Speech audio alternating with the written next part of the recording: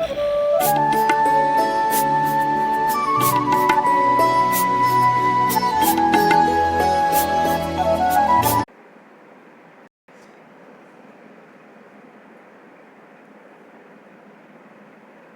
बच्चों,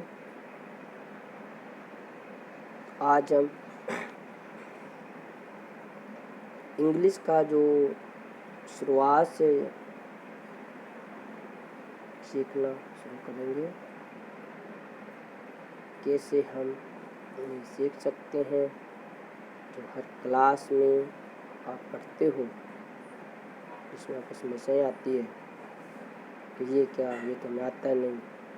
तो हम आज वैसे ही मैंने कोशिश की है कि आपको मैं एक सिंपल तरीके से इंग्लिश सिखाने की कोशिश करूँगा।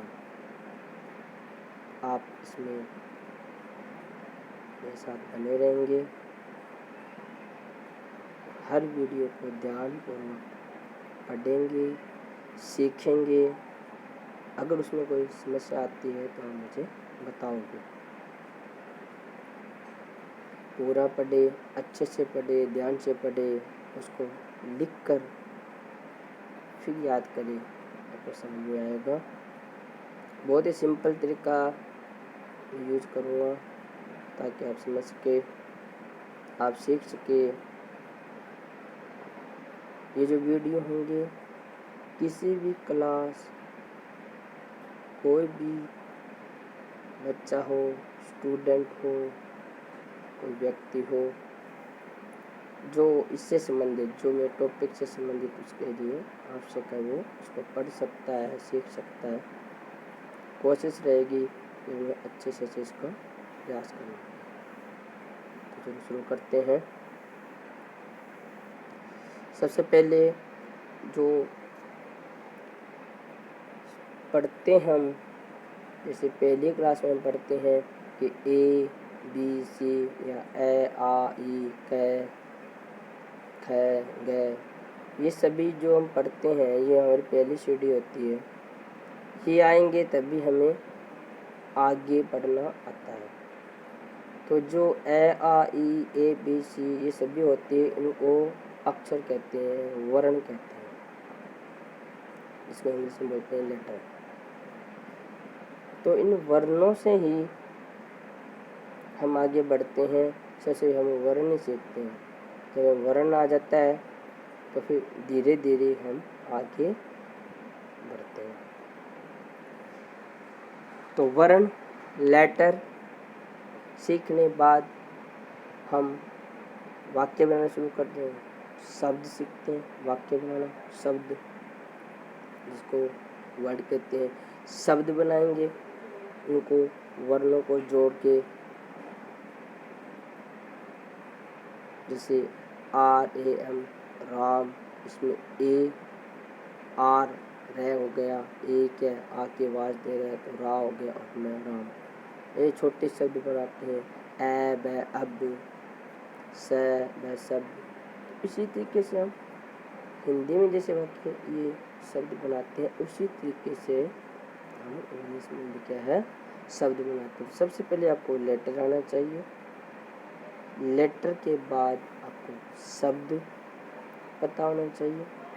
उस शब्द का आपको जब पता चल गया कि इस चीज़ के लिए या इस नाम के लिए हमें ये शब्द यूज करना है, तब हम क्या है आगे बढ़ते हैं। तो आगे वाला जो स्टेप होता है वो अपना होता है सेंटेंस, मतलब वाक्य। तो अक्षर सीखा, अक्षर से हमने शब्द सीखे, मतलब लेटर, लेटर से हमने वर्ड्स, वर्ड से हम क्या सीखेंगे, सेंटेंस, वाक्य सीखेंगे। तो सेंटेंस क्या होता है, वाक्य क्या होता है, यही महत्वपूर्ण अपने लिए है। आज जो हम पढ़ रहे हैं वो हमारा टॉपिक ही सेंटेंस है।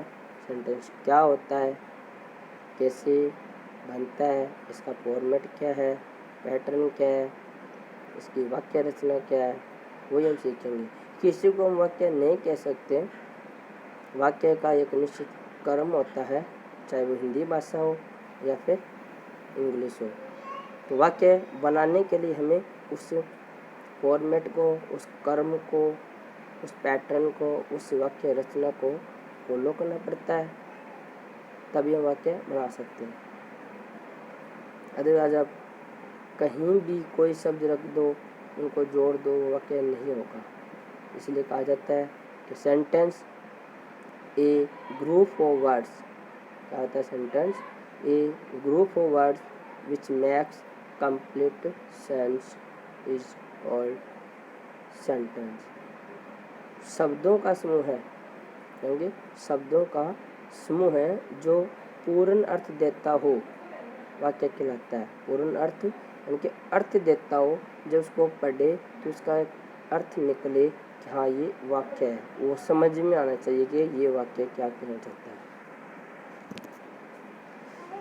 हिंदी में हम जब पढ़ते हैं उसमें भी वाक्य रचना होती है। वाक्य रचना होती है तो सबसे पहले कर्ता, उसके बाद कर्म और फिर क्रिया आती है। जैसे राम खाना खाता है, तो पहले कर्ता आएगा, उसके बाद में कर्म आएगा, फिर क्रिया। इसी प्रकार से इंग्लिश के जो वाक्य रचना होती है तो उसमें आपको सबसे पहले सब्जेक्ट आएगा,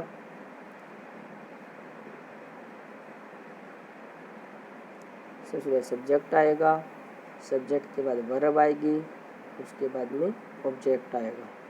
तो मैं ये फिर से रिपीट करता हूँ कि वाक्य रचना हिंदी में कर्ता पहले आता है, उसके बाद एक कर्म आएगा, उसके बाद एक क्रिया आएगी।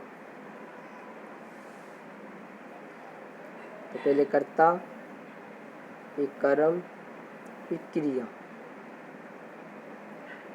इंग्लिश में कर्ता को बोलते हैं सब्जेक्ट, कर्म को ऑब्जेक्ट और क्रिया को वर्ब बोलते हैं।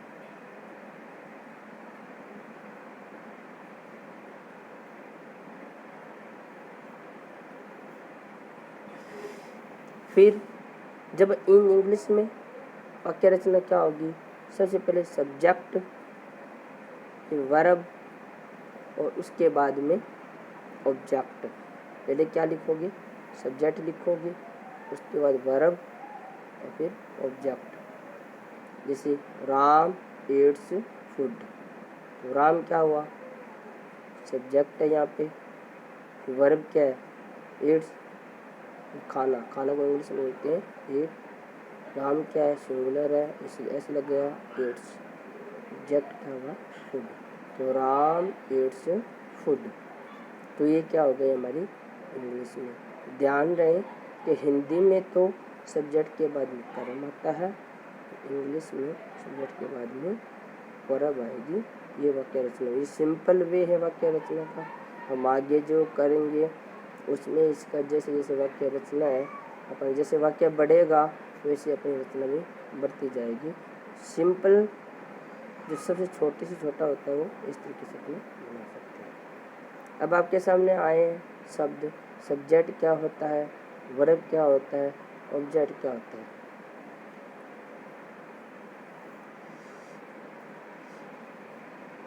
सब्जेक्ट क्या होता है, वर्ब क्या होता है और ऑब्जेक्ट क्या होता है। तो देखो subject, the subject answer the question. Subject answers the question, वो क्योंकि कौन का जो उत्तर देगा, कौन या किसने, कौन या किसने का उत्तर बताने वाले शब्द कर्ता कहलाता है। कोई भी वाक्य के अंदर कौन करता है, किसने किया, तो वो जो उनसे होगा, वहाँ पे जो शब्द होगा वो क्या होगा? सब्जेक्ट होगा। जैसे ईट्स फूड, भोजन खाता है, तो कौन खाता है? राम। तो राम क्या होगा? सब्जेक्ट। उसके बाद वर्ब, दूसरा आता है वर्ब। तो वर्ब क्या है? Verb tells something about subject. Verb tells something about subject. कार्य का करना या होना, कार्य का करना या होना क्रिया कहलाता है। वर्ब क्या करता है, सब्जेक्ट के जो करता है, कर्ता बताता है, कर्ता के बारे में बताता है, समथिंग कुछ बताता है कि उसने क्या किया है या क्या कर रहा है, वो क्या है, क्रिया कहलाती है। कार्य करना या होना। जैसे इसने राम इट्स फूड, राम ने खाया, राम भोजन क्या करता है, खाता है। तो खाने की जो क्रिया है, खाने की खाया है, वो क्या एक क्रिया है। इसके बाद आता है आपका तीसरा ऑब्जेक्ट। तो object, the object answers the question, object answers the question what और व्हेन। क्या ये किसने, क्या ये किसने का उत्तर बताने वाले शब्द कर्म कहलाता है। क्या या किसने, क्या किया या किसने किया, ये क्या होता है जब। तो राम इट्स, राम खाता है, क्या खाता है, फूड। राम इट्स, राम खाता है, क्या खाता है, फूड। तो भोजन, फूड क्या हो गया, उसका कर्म हो गया। तो इस तरीके से हमने तीनों सब्जेक्ट, वर्ब और ऑब्जेक्ट। इसके बाद आते हैं पार्ट ऑफ सेंटेंस। एक सेंटेंस के अंदर ना दो पार्ट होते हैं, एक तो सब्जेक्ट होता है, एक प्रेडिकेट होता है। एक सब्जेक्ट होता है, एक प्रेडिकेट होता है। तो सब्जेक्ट जो हमने पढ़ लिया क्या होता है, उसके बाद एक फिर से देखो कि ए पर्सन एनीथिंग, एक पर्सन, एक व्यक्ति या कोई चीज़, about which something is said, जिसके बारे में कुछ कहा जाए, इज कॉल्ड सब्जेक्ट। वाक्य का वह भाग, वाक्य के अंदर वह भाग जिसमें किसी व्यक्ति या वस्तु की जानकारी हो, क्योंकि कोई वाक्य के अंदर कोई वस्तु या व्यक्ति के बारे में बताया जाता है, वह का सब्जेक्ट होता है। वाक्य के अंदर वह भाग जिसमें किसी व्यक्ति या वस्तु की जानकारी हो, कर्ता कहलाता है, सब्जेक्ट कहलाता है। जैसे ऊपर वाले वाक्य में हमने देखा Ram its food, Ram its food, भोजन खाता है। भोजन खाता है किसके बारे में बताया जा रहा है, राम के बारे में। तो राम क्या हुआ, राम सब्जेक्ट हुआ, करता हुआ, तो इसको क्या कहेंगे, सब्जेक्ट। ये सब्जेक्ट हो गया। अब आगे इसके बाद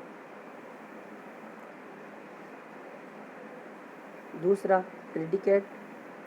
predicate something which is said about the subject, something which is said about the subject is called predicate. वाक्य का वह भाग जो कर्ता के बारे में कुछ कहे, यानी कर्ता के बारे में कुछ बताता है कि कर्ता क्या कर रहा है, कर्ता क्या कर रहा है, क्या किया है, क्या करता है, वो सब चीज़ें, क्योंकि जो कर्ता के बारे में बताया जाता है वो पूरी बात क्या होगी, विधेय या प्रेडिकेट होगी। जैसे ऊपर वाले वाक्य देखते हैं इट्स फूड, इट्स फूड। तो राम इट्स फूड, राम क्या करता है, खाना खाता है। जो भी इंफॉर्मेशन हमने कर्ता के बारे में मिलती है वो क्या होगा, प्रेडिकेट, वो प्रेडिकेट होगा। तो इस तरीके से ये अपना छोटा सा एक टॉपिक है, इसके आगे की जो वीडियो है मैं इसे डाल दूँगा यूट्यूब पे, आप इसको पढ़ते रहना, पूरा पढ़े ताकि एक एक चीज़ आपको समझ में आए।